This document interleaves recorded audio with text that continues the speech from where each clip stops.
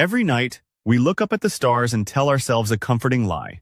We dream of majestic starships gliding peacefully across a vibrant, starlit ocean. We imagine a romantic cosmic journey, a manifest destiny waiting for humanity among the constellations. But the universe is not an ocean. It is an infinitely expanding vacuum of absolute zero and suffocating silence. It is a prison, and the walls of our solar system are closing in. To escape this dying star, to reach even the closest neighboring sun, we cannot rely on the gentle sails of exploration. To cross the cosmic void, we must become monsters. The machines we are designing to take us to the stars are not vessels of peace. They are engines of apocalyptic destruction. Today, we are going to examine every possible method physics allows to reach another star system. And as we descend into this madness, you will realize that our stairway to heaven is paved with the ultimate annihilation. Let us begin our descent into the dark. For decades, we have relied on chemical rockets, burning controlled fires to push ourselves just beyond the atmosphere. But chemical propulsion is a joke on the interstellar scale. If you launched our fastest probe toward Alpha Centauri using rocket fuel, it would take over 70,000 years to arrive. 70 millennia inside a metal coffin. We need a force that violates our primal instincts of survival. What if the only ticket off this planet is the exact same weapon that almost wiped it out? Welcome to Project Orion. In the 1950s, scientists realized that to move mountains of steel across the galaxy, they needed the power of a dying god, nuclear fission. But they did not want to build a gentle, humming reactor. They wanted to ride the shockwave of Armageddon. The concept of Project Orion is brutally simple and terrifyingly violent. You build a massive spacecraft, reinforced with a gigantic, shock-absorbing pusher plate at the back. And then, you drop nuclear bombs out the rear of the ship, one after another, detonating them just feet away from the hull. Boom. Boom. Boom. You are literally surfing on a continuous, violent wave of atomic explosions. Imagine sitting in the command module of this beast, feeling the ship shudder and scream as hundreds of nuclear warheads go off right beneath you, each one matching the yield of the weapon that erased Hiroshima from the map. It is an act of sheer, unadulterated violence against the fabric of space. We are talking about riding a controlled apocalypse into the abyss. If a single structural strut fails, if the timing mechanism misfires by a fraction of a millisecond, the entire ship and every soul trapped on board is instantly vaporized into a cloud of radioactive ash. This is the first step on our journey. We are not sailing to the stars. We are bombing our way there. But even riding a nuclear holocaust is too slow. Fission leaves behind messy, heavy isotopes, and we need something cleaner, something that burns with the absolute fury of the cosmos itself. If detonating atomic weapons is the crude brute force of a caveman, then our next method is the hubris of a god. We must steal the fire of a dying sun. We enter the realm of Project Daedalus and the fusion drive. Deep in the vacuum of space, we cannot carry enough deadweight fuel for a traditional engine. Instead, we must capture the exact same violent reaction that powers the stars. Nuclear fusion.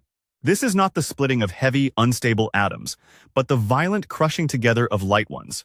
Imagine a chamber inside our starship, ringed by the most powerful lasers and magnetic fields humanity has ever conceived. We inject a pellet of fuel, a tiny teardrop of deuterium and helium-3. In a fraction of a millisecond, the lasers strike. The pellet is compressed with such overwhelming pressure and heat that it ignites into a miniature star. Right there, inside a thin metal tube surrounded by the freezing void. The magnetic fields act as an invisible cage, trapping this roaring, raging plasma and funneling it out the exhaust to thrust the ship forward at unimaginable speeds. But think about what you are doing. You are giving birth to a piece of the sun inside a spaceship. The temperatures required for fusion are in the hundreds of millions of degrees.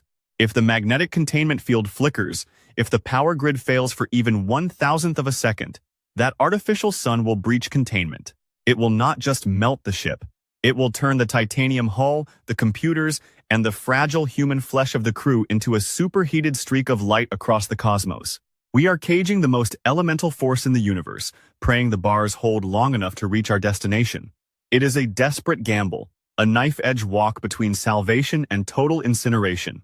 And yet, even holding a star in our hands is not enough. Alpha Centauri is 4.3 light-years away. A fusion drive might get us there in a century.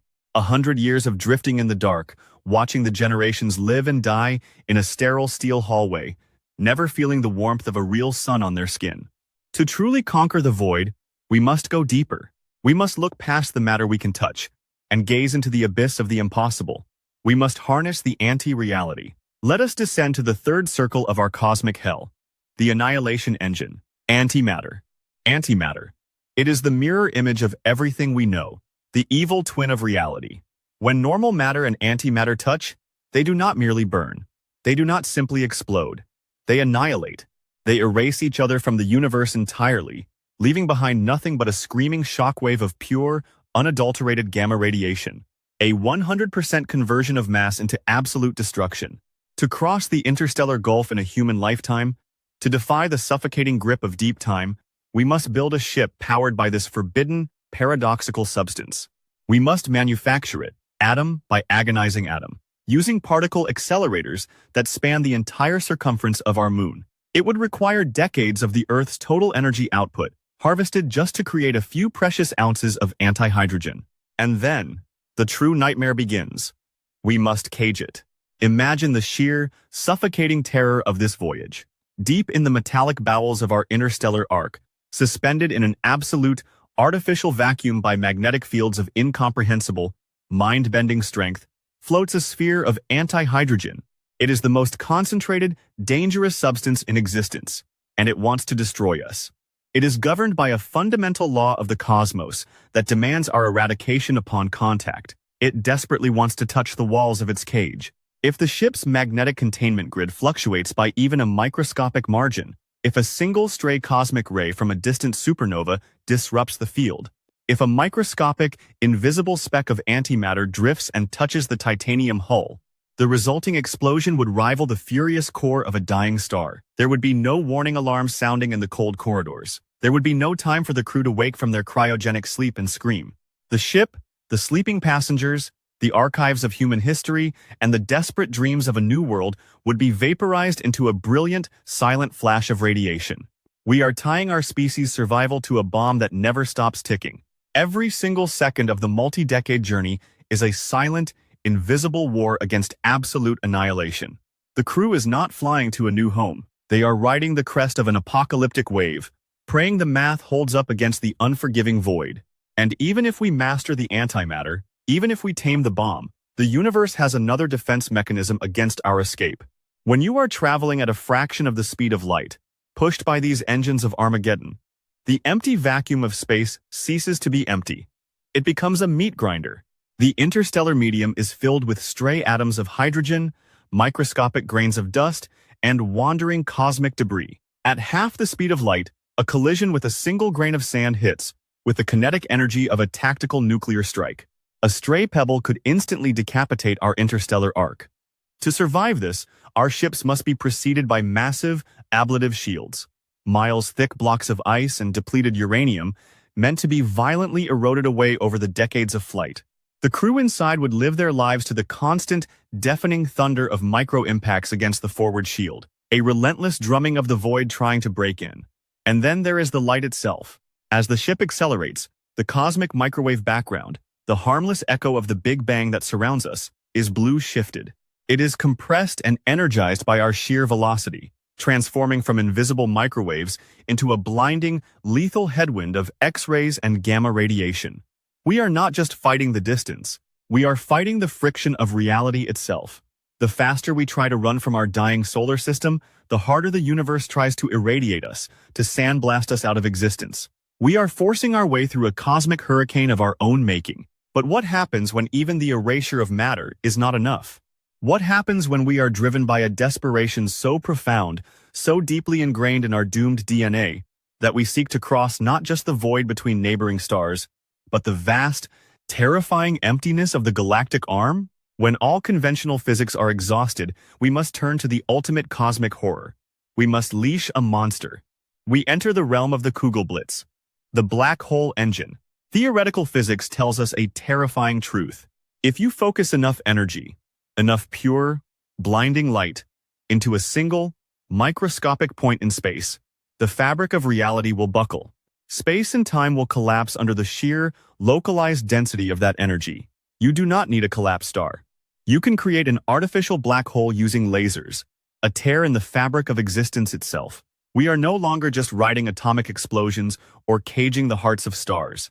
We are dragging a gravitational singularity behind us. To build this engine, humanity would need to construct a Dyson swarm, a megastructure of mirrors and solar collectors enveloping our entire sun, channeling a fraction of a star's total output into a focal point smaller than a proton. This unfathomable concentration of pure energy tears a microscopic hole in the fabric of space-time.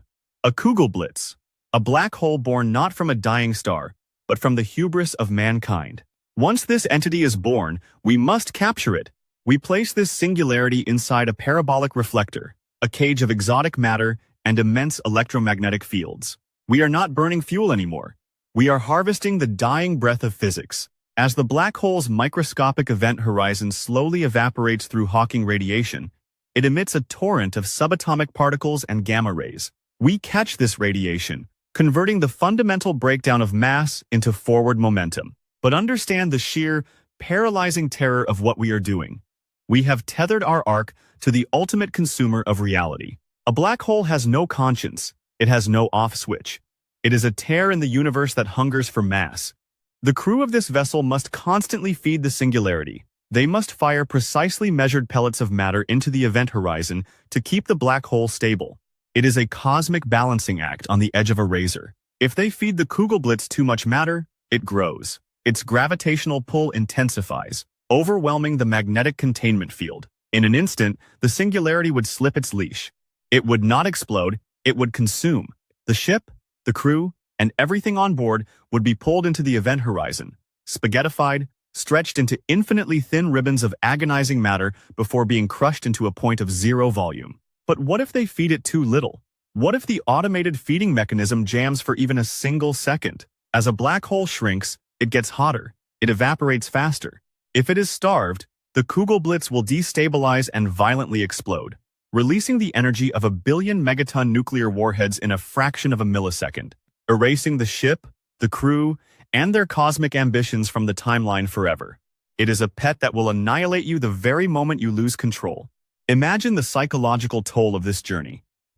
The crew, separated from Earth by light years, living their entire lives in the shadow of a captive god, knowing that just beyond the bulkhead of the engineering deck lies a sphere of absolute, light-swallowing darkness that could end their existence faster than their brains could process the pain. Time itself distorts around the engine. The relativistic speeds meant to save them also isolate them. Decades pass on the ship, while millennia crumble into dust back on Earth. By the time they arrive at their destination, the world that sent them will be nothing but a ghost story, a myth whispered among the cold stars. Look back at the choices we have laid out today. Surfing on the shockwaves of nuclear Armageddon, caging the raging hearts of artificial suns, harnessing the forbidden, reality-erasing power of antimatter, leashing a gravitational singularity. This is not exploration. This is an act of desperate, violent survival. To cross the silent, freezing void of the interstellar ocean, humanity has had to transform itself into a species of cosmic destroyers. We are breaking the fundamental laws of nature, violating the sacred boundaries of physics, just to avoid dying in the dark. Perhaps this is the terrifying answer to the great silence, the Fermi paradox. The reason we look up at the night sky and hear nothing but static. To leave a solar system, a civilization must tame annihilation. They must build machines of such apocalyptic power that the slightest miscalculation results in total extinction. Perhaps the galaxy is a graveyard of species that tried to cage the fire of the gods and burned to ash in the attempt. Is our relentless will to survive a testament to our unparalleled bravery? Or is it a symptom of an incurable, cosmic madness? When our descendants finally arrive at a new dawn, stepping onto the soil of an alien world born from the ashes of these death machines, what will they bring to the galaxy? Will they bring the hope of a resilient species? Or will they simply be the carriers of a new, terrifying plague? A civilization that learned to weaponize the apocalypse just to spread its seed. If you dare to look up at the night sky tonight, remember that the peaceful, twinkling canopy above you is a beautiful lie. It is a ruthless, unforgiving physical battlefield, a dark forest where survival demands the ultimate sacrifice. If you found yourself staring into the abyss with us today, hit that subscribe button. Leave a comment below telling us which of these apocalyptic engines you would trust with your life. And join us next time as we dive even deeper into the cosmic horrors that the universe is hiding from us. Until then, keep watching the skies. But remember, the skies are watching back.